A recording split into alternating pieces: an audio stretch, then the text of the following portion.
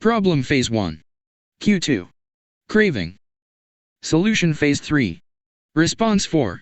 Reward. All behavior is driven by the desire to solve a problem. Sometimes the problem is that you notice something good and you want to obtain it. Sometimes the problem is that you are experiencing pain and you want to relieve it. Either way, the purpose of every habit is to solve the problems you face. In the table on the following page, you can see a few examples of what this looks like in real life. Imagine walking into a dark room and flipping on the light switch. You have performed this simple habit so many times that it occurs without thinking. You proceed through all 4 stages in the fraction of a second. The urge to act strikes you without thinking. Problem Phase 1. Q. Your phone buzzes with a new text message. 2. Craving. You want to learn the contents of the message. Solution Phase 3. Response. You grab your phone and read the text. For reward, you satisfy your craving to read the message. Grabbing your phone becomes associated with your phone buzzing. Problem Phase 1. Q. You are answering emails. 2. Craving. You begin to feel stressed and overwhelmed by work. You want to feel in control. Solution Phase 3. Response. You bite your nails. For reward, you satisfy your craving to reduce stress. Biting your nails becomes associated with answering email. Problem Phase 1. Q. You wake up. 2. Craving. You want to feel alert. Solution Phase 3. Response. You drink a cup of coffee. For reward, you satisfy your craving to feel alert. Drinking coffee becomes associated with waking up. Problem Phase 1. Q. You smell a donut shop as you walk down the street near your office. 2. Craving. You begin to crave a donut. Solution Phase 3. Response. You buy a donut and eat it. For reward, you satisfy your craving to eat a donut. Buying a donut becomes associated with walking down the street near your office. Problem Phase 1. Q. You hit a stumbling block on a project at work. 2. Craving. You feel stuck and want to relieve your frustration. Solution Phase 3. Response. You pull out your phone and check social media. For reward, you satisfy your craving to feel relieved. Checking social media becomes associated with feeling stalled at work. Problem Phase 1. Q. You walk into a dark room. 2. Craving. You want to be able to see. Solution Phase 3. Response. You flip the light switch. For reward, you satisfy your craving to see. Turning on the light switch becomes associated with being in a dark room. By the time we become adults, we rarely notice the habits that are running our lives. Most of us never give a second thought to the fact that we tie the same shoe first each morning, or unplug the toaster after each use, or always change into comfortable clothes after getting home from work. After decades of mental programming, we automatically slip into these patterns of thinking and acting. The 4 laws of behavior change. In the following chapters, we will see time and again how the 4 stages of Q, craving, response, and reward influence nearly everything we do each day. But before we do that, we need to transform these 4 steps into a practical framework that we can use to design good habits and eliminate bad ones. I refer to this framework as the 4 laws of behavior change, and it provides a simple set of rules for creating good habits and breaking bad ones. You can think of each law as a lever that influences human behavior. When the levers are in the right positions, creating good habits is effortless. When they are in the wrong positions, it is nearly impossible. How to create a good habit? The first law, Q, make it obvious. The second law, craving, make it attractive. The third law, response, make it easy. The fourth law, reward, make it satisfying. We can invert these laws to learn how to break a bad habit. How to break a bad habit: inversion of the first law, Q, make it invisible. Inversion of the second law, craving, make it unattractive. Inversion of the third law, response, make it difficult.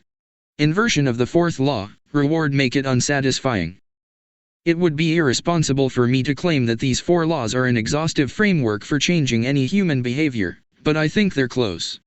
As you will soon see, the 4 laws of behavior change apply to nearly every field, from sports to politics, art to medicine, comedy to management. These laws can be used no matter what challenge you are facing. There is no need for completely different strategies for each habit. Whenever you want to change your behavior, you can simply ask yourself: 1. How can I make it obvious? 2. How can I make it attractive? 3. How can I make it easy? 4. How can I make it satisfying? If you have ever wondered, why don't I do what I say I'm going to do? Why don't I lose the weight or stop smoking or save for retirement or start that side business? Why do I say something is important but never seem to make time for it? The answers to those questions can be found somewhere in these 4 laws. The key to creating good habits and breaking bad ones is to understand these fundamental laws and how to alter them to your specifications. Every goal is doomed to fail if it goes against the grain of human nature.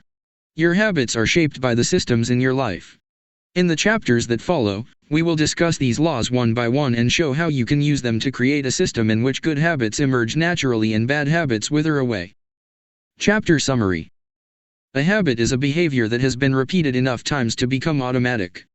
The ultimate purpose of habits is to solve the problems of life with as little energy and effort as possible. Any habit can be broken down into a feedback loop that involves 4 steps: cue, craving, response, and reward. The 4 laws of behavior change are a simple set of rules we can use to build better habits. They are: 1. Make it obvious, 2. Make it attractive, 3. Make it easy, and 4. Make it satisfying. The first law. Make it obvious. 4. The man who didn't look right. The psychologist Gary Klein once told me a story about a woman who attended a family gathering. She had spent years working as a paramedic and, upon arriving at the event, took one look at her father-in-law and got very concerned. "I don't like the way you look," she said. Her father-in-law, who was feeling perfectly fine, jokingly replied, "Well, I don't like your looks, either." "No," she insisted. "You need to go to the hospital now." A few hours later, the man was undergoing life-saving surgery after an examination had revealed that he had a blockage to a major artery and was at immediate risk of a heart attack. Without his daughter-in-law's intuition, he could have died. What did the paramedic see? How did she predict his impending heart attack?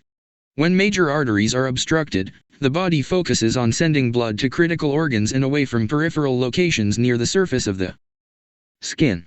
The result is a change in the pattern of distribution of blood in the face. After many years of working with people with heart failure, the woman had unknowingly developed the ability to recognize this pattern on sight. She couldn't explain what it was that she noticed in her father-in-law's face, but she knew something was wrong. Similar stories exist in other fields.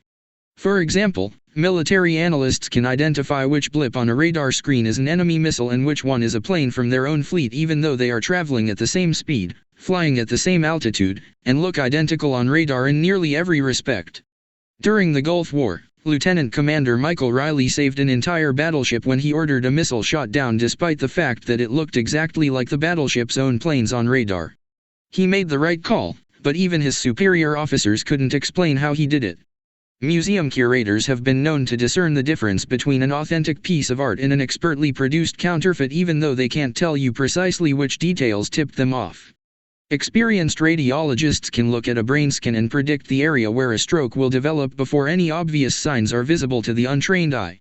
I've even heard of hairdressers noticing whether a client is pregnant based only on the feel of her hair.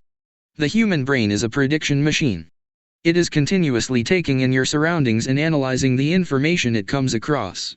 Whenever you experience something repeatedly like a paramedic seeing the face of a heart attack patient or a military analyst seeing a missile on a radar screen, your brain begins noticing what is important, sorting through the details and highlighting the relevant cues, and cataloging that information for future use. With enough practice, you can pick up on the cues that predict certain outcomes without consciously thinking about it. Automatically, your brain encodes the lessons learned through experience. We can't always explain what it is we are learning, but learning is happening all along the way, and your ability to notice the relevant cues in a given situation is the foundation for every habit you have. We underestimate how much our brains and bodies can do without thinking. You do not tell your hair to grow, your heart to pump, your lungs to breathe, or your stomach to digest. And yet your body handles all this and more on autopilot. You are much more than your conscious self. Consider hunger. How do you know when you're hungry? You don't necessarily have to see a cookie on the counter to realize that it is time to eat. Appetite and hunger are governed non-consciously. Your body has a variety of feedback loops that gradually alert you when it is time to eat again and that track what is going on around you and within you. Cravings can arise thanks to hormones and chemicals circulating through your body. Suddenly, you're hungry even though you are not quite sure what tipped you off. This is one of the most surprising insights about our habits. You don't need to be aware of the cue for a habit to begin. You can notice an opportunity and take action without dedicating conscious attention to it. This is what makes habits useful. It's also what makes them dangerous. As habits form, your actions come under the direction of your automatic and non-conscious mind. You fall into old patterns before you realize what's happening. Unless someone points it out, you may not notice that you cover your mouth with your hand whenever you laugh, that you apologize before asking a question, or that you have a habit of finishing other people's sentences. And the more you repeat these patterns, the less likely you become to question what you're doing and why you're doing it. I once heard of a retail clerk who was instructed to cut up empty gift cards after customers had used up the balance on the card. One day, the clerk cashed out a few customers in a row who purchased with gift cards. When the next person walked up, the clerk swiped the customer's actual credit card, picked up the scissors, and then cut it in half entirely on autopilot before looking up at the stunned customer and realizing what had just happened. Another woman I came across in my research was a former preschool teacher who had switched to a corporate job. Even though she was now working with adults, her old habits would kick in and she kept asking co-workers if they had washed their hands after going to the bathroom. I also found the story of a man who had spent years working as a lifeguard and would occasionally yell "walk" whenever he saw a child running. Over time, the cues that spark our habits become so common that they are essentially invisible. The treats on the kitchen counter, the remote control next to the couch, the phone in our pocket. Our responses to these cues are so deeply encoded that it may feel like the urge to act comes from nowhere. For this reason, we must begin the process of behavior change with awareness. Before we can effectively build new habits, we need to get a handle on our current ones. This can be more challenging than it sounds because once a habit is firmly rooted in your life, it is mostly non-conscious and automatic. If a habit remains mindless, you can't expect to improve it. As the psychologist Carl Jung said, until you make the unconscious conscious, it will direct your life and you will call it fate. The Habits Scorecard. The Japanese railway system is regarded as one of the best in the world. If you ever find yourself riding a train in Tokyo, you'll notice that the conductors have a peculiar habit. As each operator runs the train, they proceed through a ritual of pointing at different objects and calling out commands. When the train approaches a signal, the operator will point at it and say, "Signal is green." As the train pulls into and out of each station, the operator will point at the speedometer and call out the exact speed. When it's time to leave, the operator will point at the timetable and state the time. Out on the platform, other employees are performing similar actions. Before each train departs, staff members will point along the edge of the platform and declare, "All clear." Every detail is identified, pointed at, and named aloud. This process, known as pointing and calling, is a safety system designed to reduce mistakes.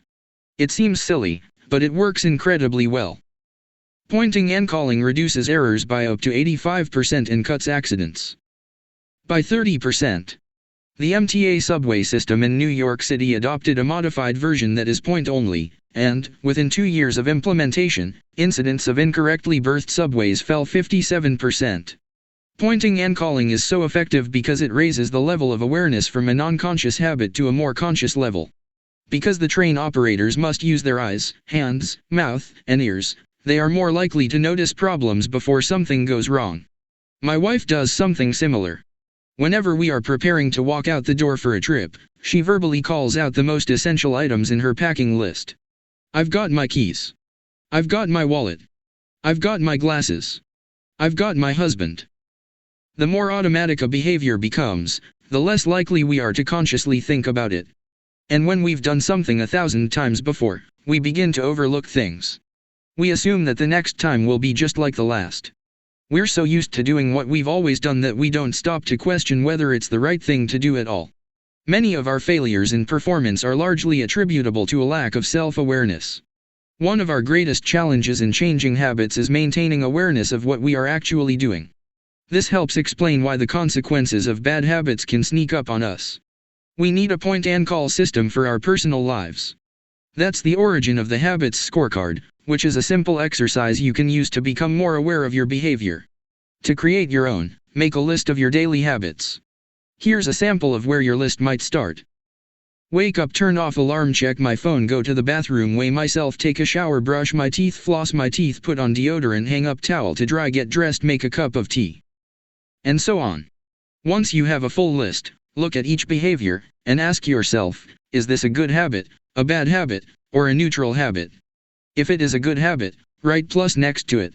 If it is a bad habit, write. If it is a neutral habit, write equals. For example, the list above might look like this. Wake up equals. Turn off alarm equals check my phone, go to the bathroom equals weigh myself plus take a shower plus brush my teeth plus floss my teeth plus put on deodorant plus hang up towel to dry equals get dressed equals make a cup of tea plus. The marks you give to a particular habit will depend on your situation and your goals. For someone who is trying to lose weight, eating a bagel with peanut butter every morning might be a bad habit. For someone who is trying to bulk up and add muscle, the same behavior might be a good habit. It all depends on what you're working toward. Scoring your habits can be a bit more complex for another reason as well. The labels good habit and bad habit are slightly inaccurate. There are no good habits or bad habits. There are only effective habits. That is, effective at solving problems. All habits serve you in some way, even the bad ones, which is why you repeat them. For this exercise, categorize your habits by how they will benefit you in the long run. Generally speaking, good habits will have net positive outcomes. Bad habits have net negative outcomes. Smoking a cigarette may reduce stress right now, that's how it's serving you, but it's not a healthy long-term behavior. If you're still having trouble determining how to rate a particular habit, here is a question I like to use. Does this behavior help me become the type of person I wish to be? Does this habit cast a vote for or against my desired identity? Habits that reinforce your desired identity are usually good. Habits that conflict with your desired identity are usually bad. As you create your habits scorecard, there is no need to change anything at first. The goal is to simply notice what is actually going on. Observe your thoughts and actions without judgment or internal criticism. Don't blame yourself for your faults. Don't praise yourself for your successes. If you eat a chocolate bar every morning, acknowledge it, almost as if you were watching someone else. Oh, how interesting that they would do such a thing. If you binge eat, simply notice that you are eating more calories than you should. If you waste time online, notice that you are spending your life in a way that you do not want to. The first step to changing bad habits is to be on the lookout for them. If you feel like you need extra help, then you can try pointing and calling in your own life. Say out loud the action that you are thinking of taking and what the outcome will be. If you want to cut back on your junk food habit but notice yourself grabbing another cookie, say out loud, I'm about to eat this cookie, but I don't need it. Eating it will cause me to gain weight and hurt my health. Hearing your bad habits spoken aloud makes the consequences seem more real. It adds weight to the action rather than letting yourself mindlessly slip into an old routine. This approach is useful even if you're simply trying to remember a task on your to-do list. Just saying out loud, tomorrow, I need to go to the post office after lunch, increases the odds that you'll actually do it. You're getting yourself to acknowledge the need for action, and that can make all the difference. The process of behavior change always starts with awareness. Strategies like pointing and calling and the habits scorecard are focused on getting you to recognize your habits and acknowledge the cues that trigger them, which makes it possible to respond in a way that benefits you. Chapter Summary. With enough practice, your brain will pick up on the cues that predict certain outcomes without consciously thinking about it. Once our habits become automatic, we stop paying attention to what we are doing. The process of behavior change always starts with awareness. You need to be aware of your habits before you can change them. Pointing and calling raises your level of awareness from a non-conscious habit to a more conscious level by verbalizing your actions. The habits scorecard is a simple exercise you can use to become more aware of your behavior. 5. The best way to start a new habit. In 2001, researchers in Great Britain began working with 248 people to build better exercise habits over the course of 2 weeks.